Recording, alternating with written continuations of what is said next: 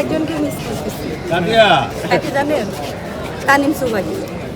আচ্ছা তো তানিম সুবাকি বলতে চাই, এবার যেন সবাই বুঝে শুনে ভোটটা দেয়, যোগ্য প্রার্থী যেন এবার নির্বাচিত হয়।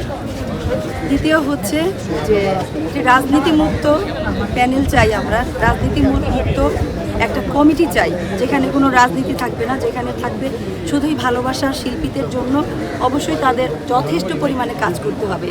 ভোটের আগে আমরা সবসময় শুনি আমরা ভোটারদের জন্য, আমরা শিল্পীদের জন্য এই করব সেই করব, বাস্তবে আসলে কতটুকু দেখতে পাই?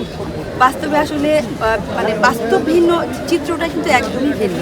তো আমরা চাইবো এবার যারাই নির্বাচিত হবে তারা যেন অবশ্যই শিল্পীদের জন্য কাজ করে। আইনি বললে তো ভুল হবে, তাহলে তো আজকে নির্বাচন হতো না, আপনারাও এখানে থাকতেন না। অবশ্যই পেয়েছি, কিন্তু যতটা আমরা আশা করেছি ততটা পাইনি। তো এইবার যারা কমিটি হবে, তারা মানে নির্বাচিত হবে, তারা অবশ্যই যেন যা যা ওয়াদা করেছে শিল্পীদের সাথে বা যতটুকু সম্ভব ততটুকু যেন শিল্পীদের পাশে দাঁড়ায়।